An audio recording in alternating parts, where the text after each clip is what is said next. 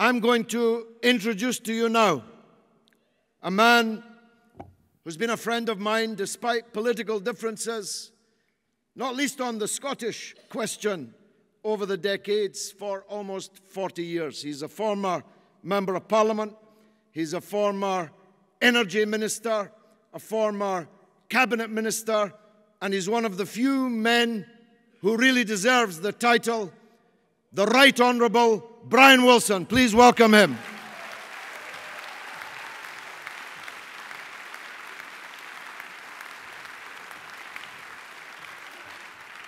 Well, thanks very much, George, and great to see such a turnout tonight. You know, I was very happily out of politics for the past few years.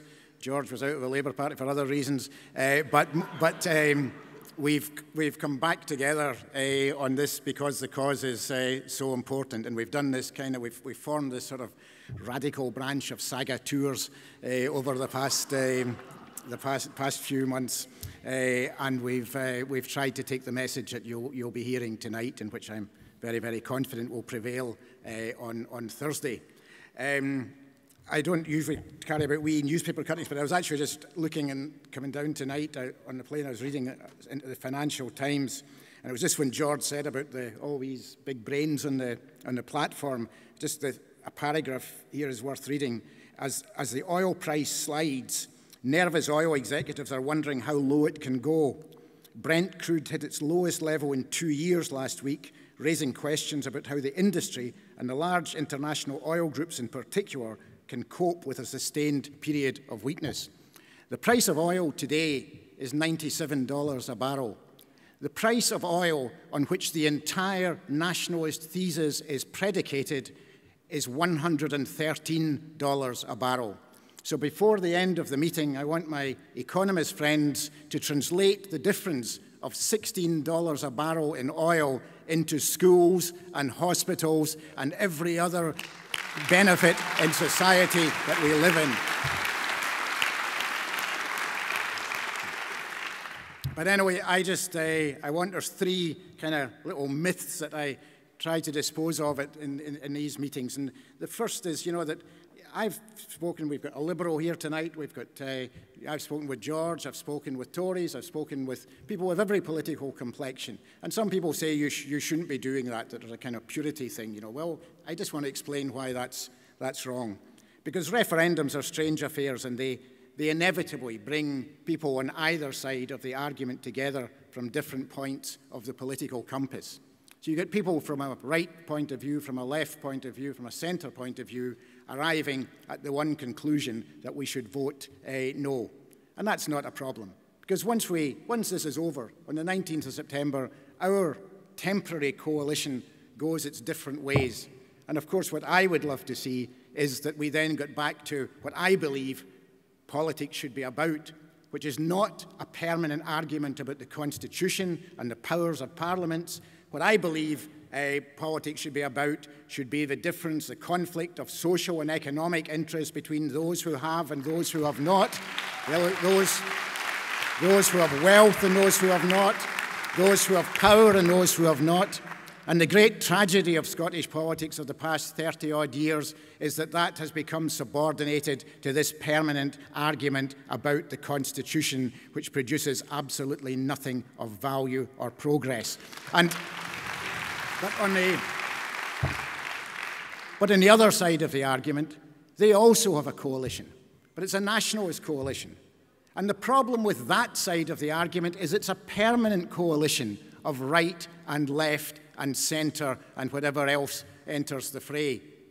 Because the basis of their coalition is not the temporary putting aside of social and economic differences. What unites them is identity. That's what nationalism is, so that all the differences that exist within Scotland are subordinated to this issue of identity, and that is what holds them together. And that is the great false dichotomy of politics which Scotland has to escape from when this is over.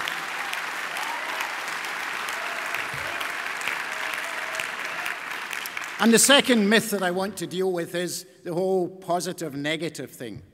You know, this is far too important for a word game. There are things I'm incredibly positive about.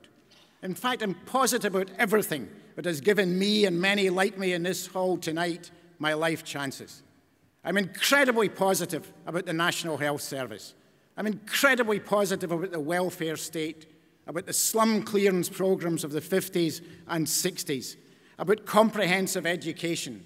I'm incredibly positive about the fact that people like myself, whose families had never seen the inside of a university, that we, of our generation, had that opportunity. I'm incredibly positive about everything that has given me and my children, and hopefully their children, their life opportunities. And what I know is that every single one of these was achieved within the United Kingdom by people with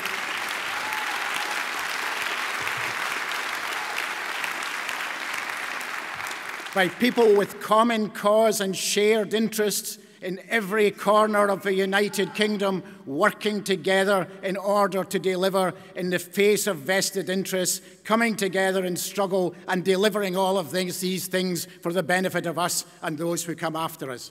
And what I am absolutely certain of, just as you look at many other places where nationalism has prevailed, if we had been on our own, if we'd been facing these vested interests together, if we did not have the resources of a large state to deliver a national health service and a welfare state, then none of these battles would have been won, and we'd still have been struggling and bemoaning the fact that they had not been delivered. So for heaven's sake, let us not forget history, let us not cast aside history and what previous generations have bequeathed us lightly, in order to go down this road of nationalism and separation and the false dawn that is promised on the basis of nothing other than empty assertion. So these are all my positives, the things that have given me my life opportunities.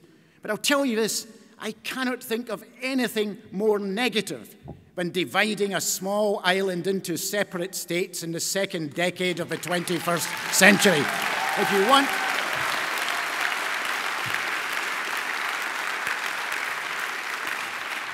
If you want negativity, if you want destructiveness, if you want division, that is what you'll be voting for on Thursday if you support the case for a yes vote. And the third myth that I want to deal with is this thing that you vote for nationalism and you get a left government. You do not. You do not. When they talk about food banks and talk about the bedroom tax and delayed for years and years doing anything about them within their existing powers, what that shows me is that they would rather... What that tells me is that they would always rather exploit poverty than address poverty.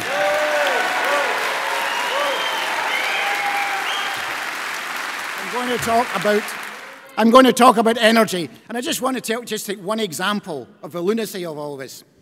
You know, the nationalists have created, I'm a great supporter of renewable energy, but I'm also a supporter of a balanced energy policy, a bit of this, a bit of that, seems to me to make sense, but they have to go over the top. So it's 100% renewables, nothing else. We're going to close down everything else, 100% renewables.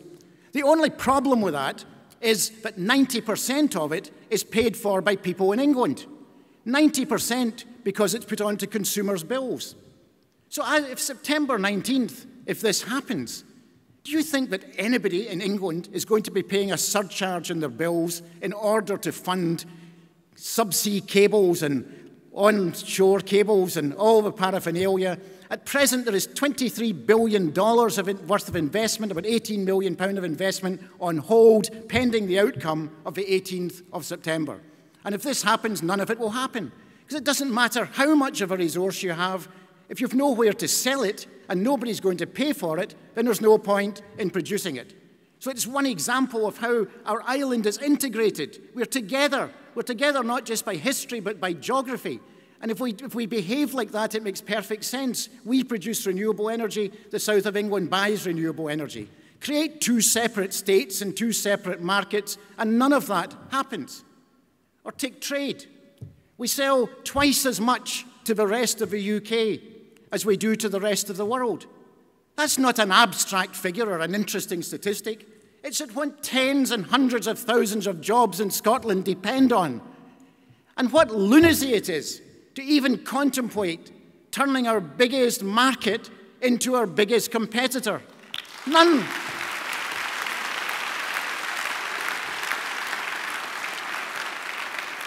None of this makes the slightest bit of sense. It is incredible that we've got to the stage of even talking about it seriously, or being shouted about it for trying to challenge it, being shouted down. Well, we won't be shouted down. And what we'll do is on Thursday, we'll go out for the sake of ourselves, for our families, for our children, and for our children's children, and we will say no thanks.